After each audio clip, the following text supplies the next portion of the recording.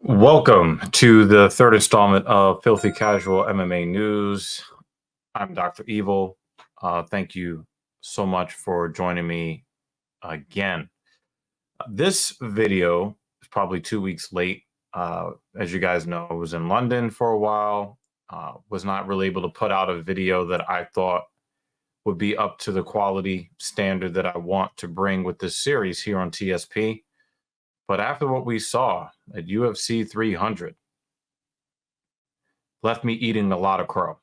A lot of people asked me about the lineup, UFC 299 versus UFC 300. And I'm like, 299, better lineup, or turned out better.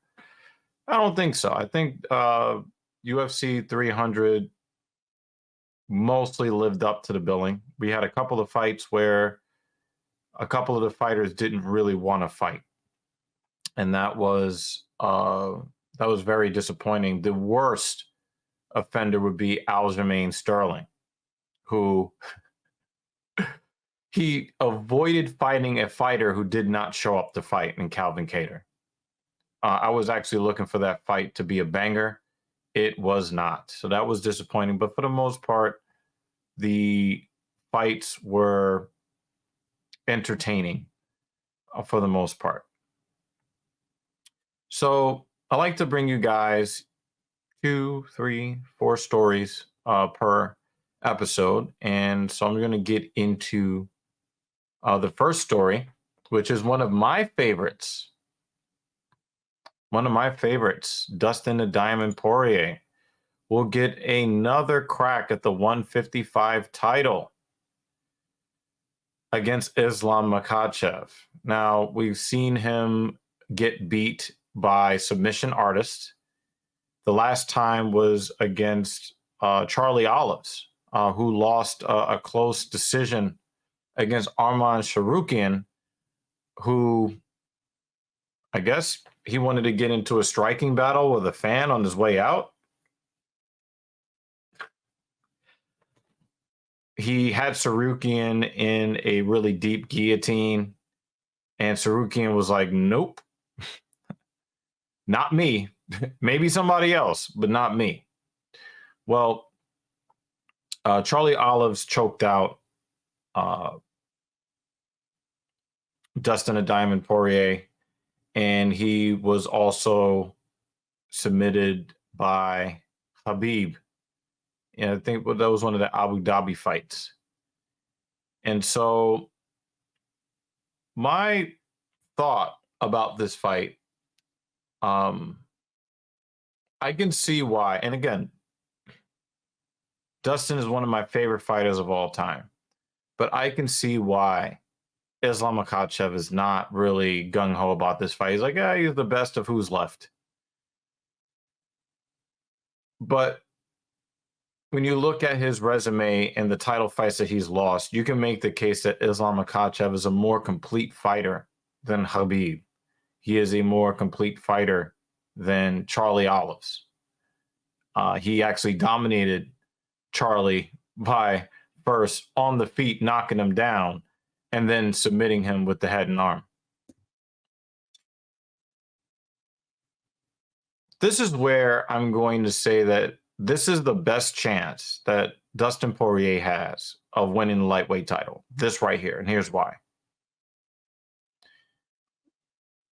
A lot of these fighters, when they fight Poirier, most of them don't really have the wrestling or the submission chops like an Oliveira, like a Makhachev, like a Khabib.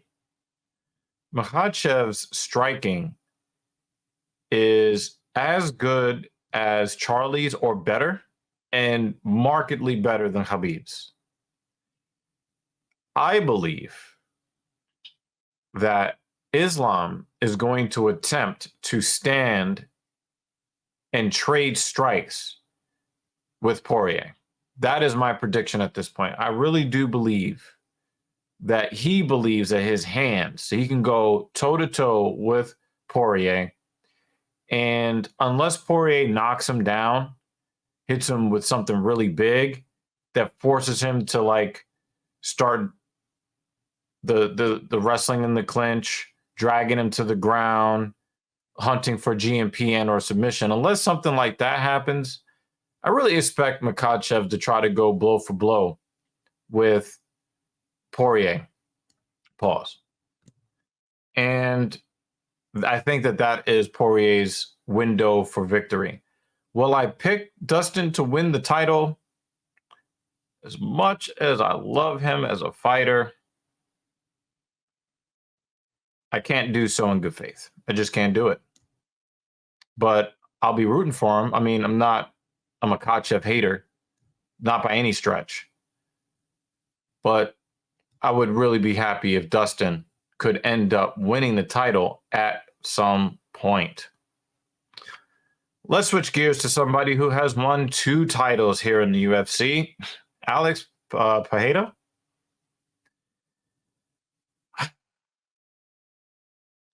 I'm eating more crow. I picked Jamal Hill to win the fight at UFC 300. I did. And I still have my questions. I still have my reservations.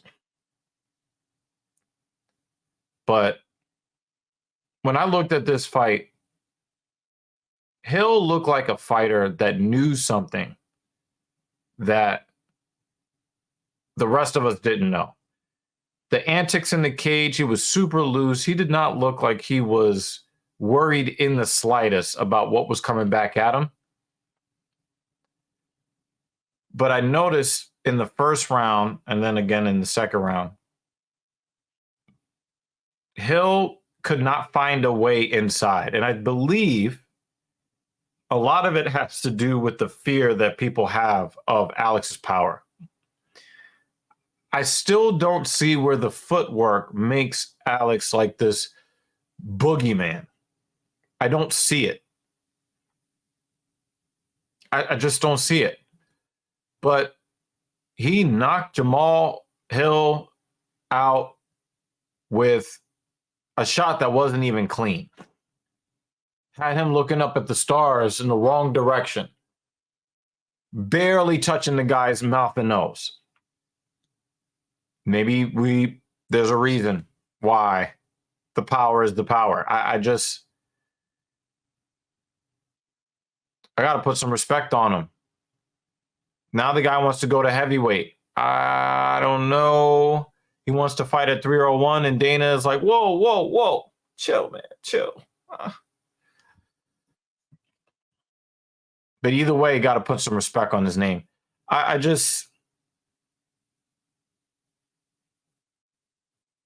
Do I think that Yuri is going to beat him? Nope. Prochaska's fight IQ is just...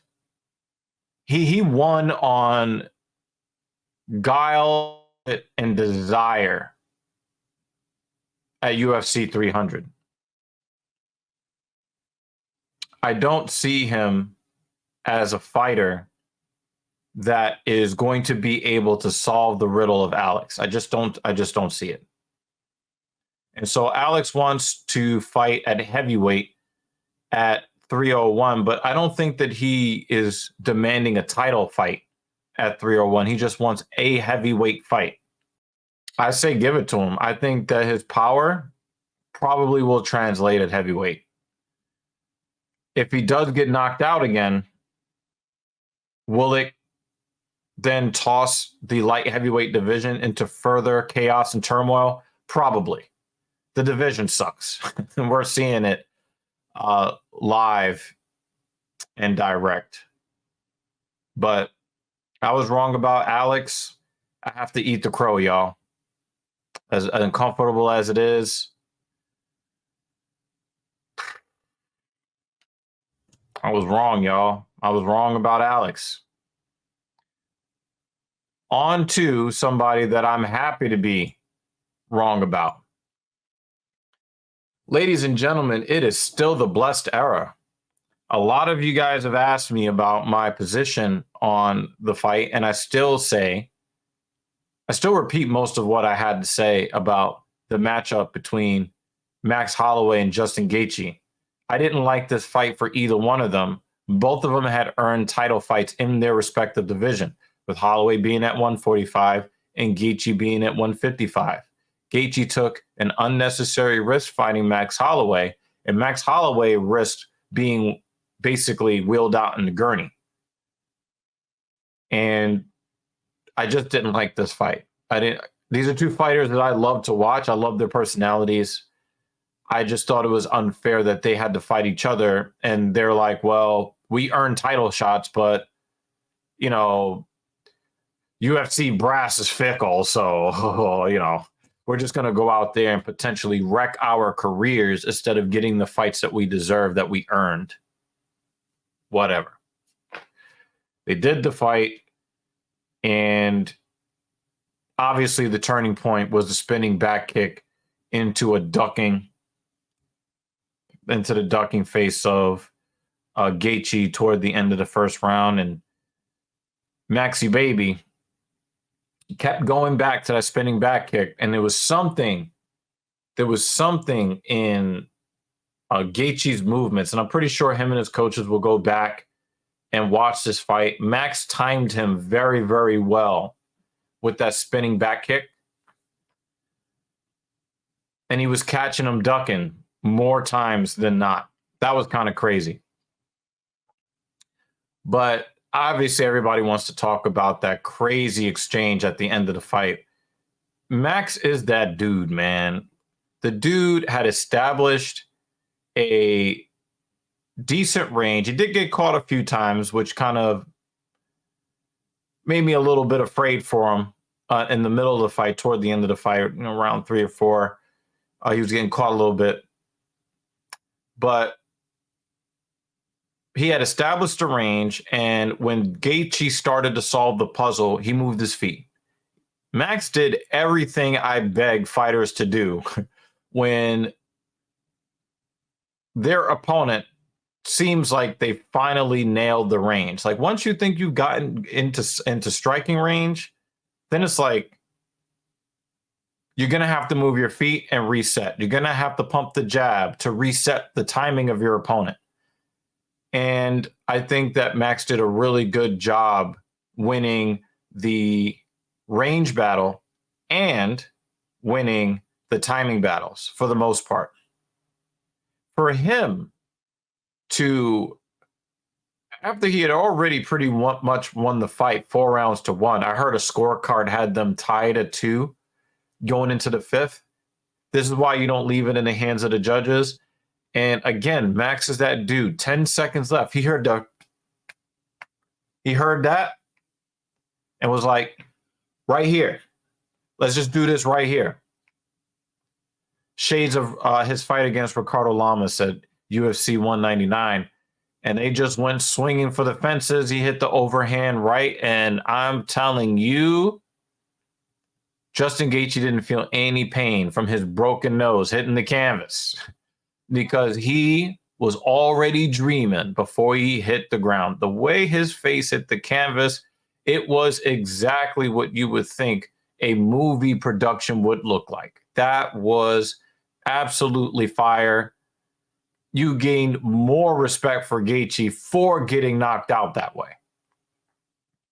So I don't know, man. And, you know, the quote here, you know, I'm taking this from MMA Fighting. The quote from Holloway was, it was almost like he was talking to me. He said, brother, I was counted out. What are you doing? Justin's too big, too strong, just a lot of stuff. People needed to get reminded. And I let them know. I was telling people all week, I'm him. I'm here, and you guys need a reminder.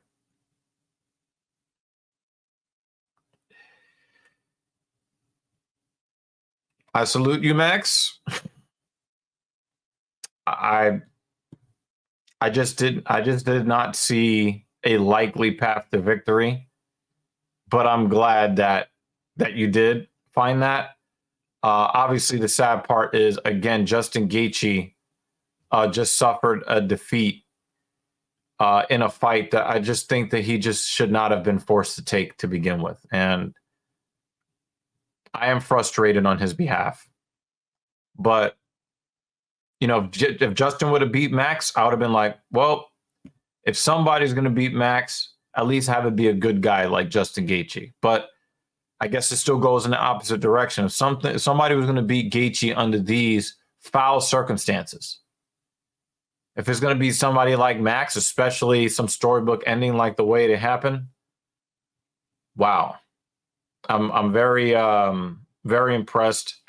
Obviously, whatever fights came after that, nobody really cared because the real main event, and during the live stream, we were saying it, the people's main event was Gaethje versus Holloway, and they certainly delivered.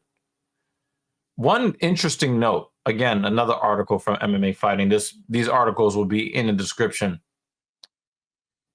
One of the things that I found that was very, very interesting is that Max Holloway, maybe 2 or 3 years ago, was talking about how he stopped training, he stopped sparring during his training camps. And he went out there and he had that destructive performance against Calvin Kattar. I think Calvin Kattar still has brain damage from that. I don't know, man. He didn't show up against Aljamain Sterling. I think he should probably start thinking about retirement. But Holloway was like, listen, I'm hurting my hands. I'm taking just too much unnecessary wear and tear with the sparring. I know how to box already. You know what?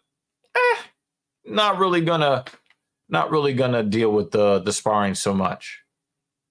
Well, he brought it back in preparation for Justin Gaethje. Well, this is what he said on the Pat McAfee show. For Justin Gaethje, this is like going through the gates of hell. We had to bring sparring back. I had to cut the hair. We had to go back to the old ways. We did sparring. We got after it. Shout out to my teammates. Shout out to my coaches. We did the damn thing with this one. In the past, Holloway said sparring just caused too many issues, especially when he was going to war with his teammates during those sessions.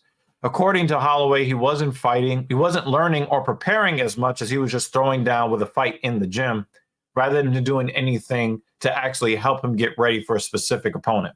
So we do know that, and again, I'm gonna die on this hill. Max Holloway lost 2 fights to Alex Volkanovski. The second fight, he clearly won 3 rounds to 2, and with scoring 2 knockdowns in 2 separate rounds. Come on, guys. But I think that Max might have been thinking, you know what? I went from one extreme, from just having knockdowns, drag out fights in the gym and, during training camp, to not doing anything at all. And I think that he settled on a nice, happy medium where when he went into the sparring, he's looking for a certain look. He's looking for certain body language, certain tells, certain posture, certain timing. And I would not be surprised if that spinning back kick came into play because of the targeted sparring. Could he lead another revolution? Because a lot of fighters were talking, hey, maybe he's on to something. Maybe we should kind of chill out on the sparring. I don't know. Maybe he's going to lead another revolution in fight preparation where guys are sparring, but only sparring for very specific things that they want to drill over and over again, a la Jorge Masvidal, when he said that he would drill certain moves thousands of times to get those moves. Obviously, it didn't lead to a championship, but it led to a resurgence in his career. So I don't know. Max Holloway is now looking at fighting a really cocky guy who is the champion at 145. And I just don't know. I don't know. It's really difficult for me to make a prediction on that fight because Ilia Topuria did make a good point, as much as I hate that he did so, about the fact that Max Holloway's skill set is kind of old guard. And when you look at how Topuria systematically basically cornered Alex. You never see Alex get cornered like that. And he used a lot of different skills in order to make that happen. So I don't know. I think that if Max can win the timing battles, really put a lot of volume on Topuria, I think that it also not present square hips to Topuria. I think that it's possible that Max can regain his 145 title, and then you already know what's going to happen after that. Alex is going to be like, all right, I beat you 3 times. I want a shot at that title.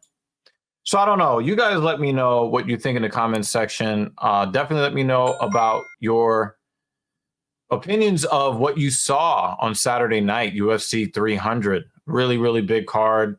Guys who got bonuses. I think some more guys deserve bonuses.